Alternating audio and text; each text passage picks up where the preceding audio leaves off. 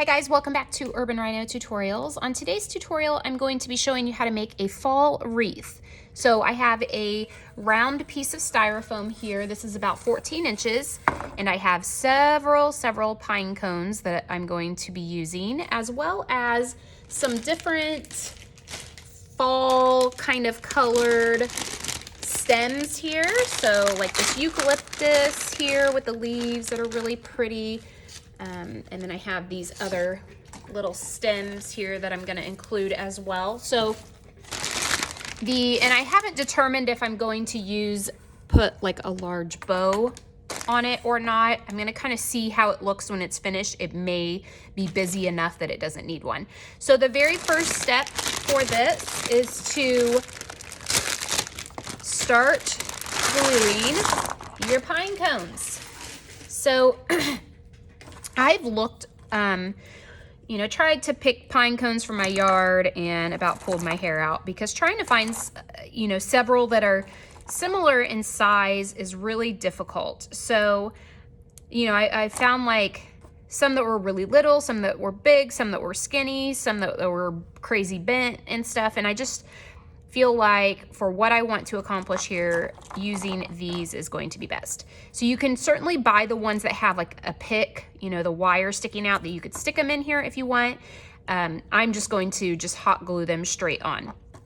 So what I'm going to be doing is filling all of this up with the pine cones. So I'm going to go, all the way around, fill it all in. Before I begin though, I will say that I want to paint this first. So I'm going to spray paint it kind of a brown color, because what's going to happen is when I start to put these on, you're going to kind of see some of this white showing through, and I don't want that. So I'm going to spray paint it quickly. When I return, we will be ready to start gluing the pine cones on. So now I have my styrofoam painted brown. It has dried, and I'm ready to begin gluing on my pine cones. So what I'm going to do is kind of alternate them, and they are slightly different in sizes, but I want to make sure that all of the areas are getting covered. So it's kind of a just fill in as you go type of thing here. So I'm going to cover the surface with some glue here, and I'm going to stick a couple on like that. I'm not overly concerned with getting really far on the inside edge. You gotta hold it obviously till it dries, but I do want to make sure that it's filled up enough. So I'm gonna let these dry as I move on to my next one. And you want to make sure you get plenty of glue so that it stays. I'm going to put a little glue to hold these two together as well. And then I'm just going to put some more glue here, set my next one on like this. Make sure I've got enough. And I'm just going to move around like that.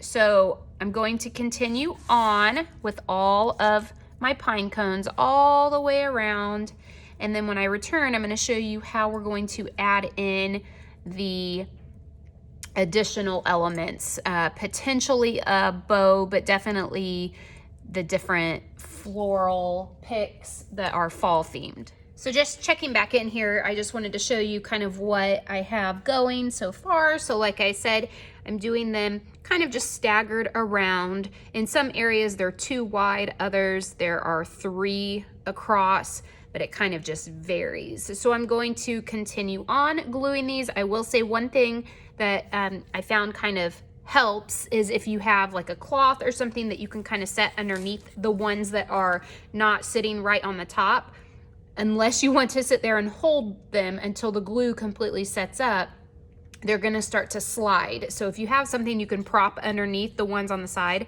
while they dry, that will help quite a bit. So I'm gonna continue on. When I return, we will move on to the next step. So as you can see, I have the wreath completely filled in. Now we are ready to move on to the next step, which is going to be filling it in with additional elements such as basically like floral picks And I have a couple different ones that I'm using that I showed you at the beginning. So the like leaves and the eucalyptus here, kind of a mix. And then I have these two as well. So what I'm gonna do is begin with the leaves because those are the largest and take up the most space. So I kind of want those to be more in the background. I'm just gonna open up my package here.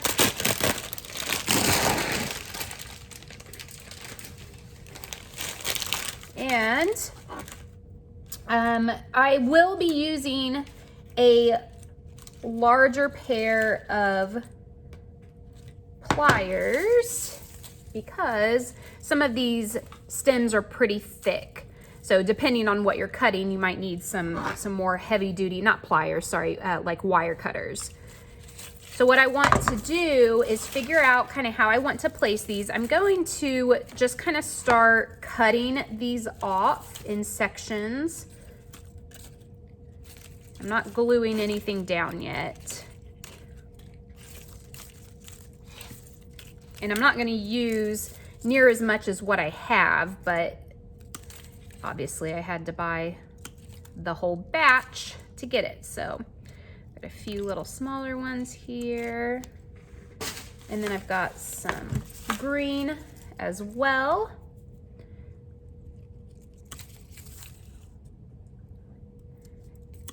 Some of these that just have like a single leaf I'm not going to use. I'm just gonna cut some off. I'm not gonna cut everything right now, just so you don't have to watch me cutting them all. I'm gonna move on to, I'm gonna kind of set these to the side. Move on to my eucalyptus. And I have a few other things that I don't even know what they're called, but they're pretty. So with the eucalyptus, which is a much thicker branch, if I can get it here. So like this, I'm gonna cut these into smaller little sections here.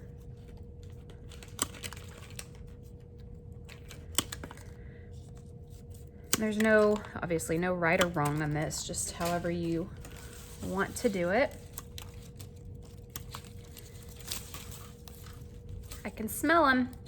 And what I will begin doing is kind of placing these around, and before I glue anything down, I want to make sure that I have everything kind of positioned a layer at a time. So for instance, I will start with the leaves and kind of put those where I want and then go back and glue them, and then I'll move on to my next set of leaves. So like I'll do these kind of burgundy wine color ones first, and then I'll do these like chartreuse ones, then I'll move on to the eucalyptus.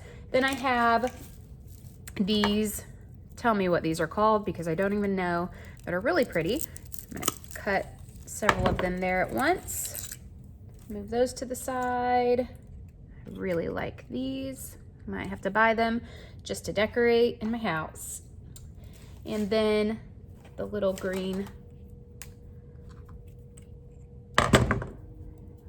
ones here, same thing. We'll just trim some of these off. I can do some bigger sections like this or some of the smaller ones. So now I am ready to lay them out and glue them down. Like I said, I'm not gonna go through and cut all of them yet. One, because I might not need as much as I cut, so I kind of don't wanna waste them because I can save this stuff and use it, later, maybe for something else. All right, I've got enough cut just for now. So the first thing I want to do, other than move these out of the way, is, like I said, I'm going to start with the kind of wine color. There we go. Need big space to do this. The wine color leaves, and I'm just going to kind of figure out where I want to tuck them.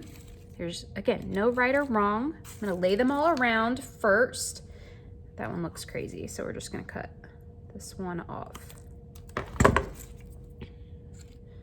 Wherever you want. And then I will go back and glue them in place.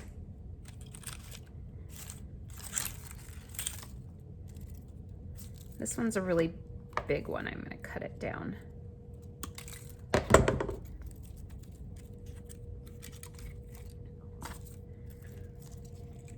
Just filling it in, trying to make it kind of evenly spaced around. Okay, so now I will go back and glue those in place. All I really need to do is just kind of put a little bit of drop of glue on it. If you want to make sure that the leaf part stays down, you might just put a little glue underneath one of the leaves somewhere as well, just to make sure it stays. So the stem part, tuck in, and then maybe a leaf or two. So what I'm going to do from this point is I'm gonna go ahead and glue down the wine colored leaves, these greenish chartreusey colored leaves, and the eucalyptus. Then when I come back, I'm gonna show you how to fill in the rest, and then we will determine if we wanna put a bow on this. I have the wreath filled in with the leaves and the eucalyptus, so now I'm ready to add the final touches, which are these little stems here and the little fluffy ones that, like I said, I don't even know what these are called, but they're so cute. They remind me of tails, so I don't know if that's what they're called. Are these cattails? I don't know. So we are going to, again, just kind of evenly distribute them on the pine cones and glue them into place. I'm going to do the green ones first. And again, I'm just putting some glue. I'm going to kind of tuck them in where I want. And obviously I don't want to just go crazy with this stuff, because otherwise then all of that time I spent gluing these pine cones down becomes pointless, because you can't even really see them. So I'm going to space these around. I don't want to say sparingly, but just a moderate amount. And everything doesn't have to lay flat necessarily. It's okay for them to be sticking out. I've seen wreaths before that will kind of flow around where they're all going one direction, you know, all the stems, and I don't really think that that's necessary either. So you can kind of put them however you want. Like I said, there's no right or wrong. It's up to you. And let's see, I think we need some green up here. And I'm really torn on whether to put a bow on this. I'm trying to find a good little spot to stick this in. And once I get all of these on here, I'll show you why. I'm not really sure if I want to put a bow or not. It's obviously, it's pretty busy already. And I feel like a bow could kind of take away from it. Now, obviously, if you choose to do a bow that is, let's say, like a burlap bow, then maybe that would be simple enough. But the ribbon that I had in mind, I just dropped a big glob of glue, it doesn't matter. It'll be covered up. There we go. Bow or ribbon I had in mind, which is this. I mean, while it's really pretty, and I'll show you how it'll look on it in a second, I just don't know if I want to use it. So once I get everything on, then we'll make that decision. So I, like before, am going to fill in as much as I feel necessary with these little picks here, as well as what I'm going to call cattails, and I could be totally wrong, but I feel like that comes to mind. So I'm going to put some of these in it as well, and then when I return, we'll determine if we want to put a bow on or not. The wreath is finished up, and the last thing, like I said, was to decide if I wanted to add any kind of bow. And if I scoot this onto the screen a little better, you know, if I wanted to make one, it's gonna go, you know, kind of down here at the bottom and have the pieces that hang down. And like I said, you could use burlap if you wanted to have a bow, but make it a little bit more simple. You could, I've seen some where they do really little bows and put them all around. I personally do not care for that, but that is an option. But I really feel like the wreath is pretty enough on its own and really doesn't need the bow by any means. So again, completely optional. If you want to add one, that is up to you. You would just want to make sure that you secure it on there. You could also use some ribbon to tie like a hanger to the top, so like a loop of the ribbon to hold it. Mine will actually just sit on like a nail that we have on our front door. So I'm actually going to make a second one of these so that I have two to put on our front door. So that'll be fun because it's very time consuming, but I feel like it's really worth it. People wonder why wreaths are so expensive, and it's not only the cost of the supplies, but how much time it takes to create it. So this, I would say I had a couple hours in to make this from start to finish. I kind of stopped from time to time and then came back to it. So I will include links in the description below for where you can purchase these supplies. You'll get a better picture of this completed wreath in the next image here coming up in the video. But if you liked this video, please give it a thumbs up and subscribe to our channel. Thanks for watching.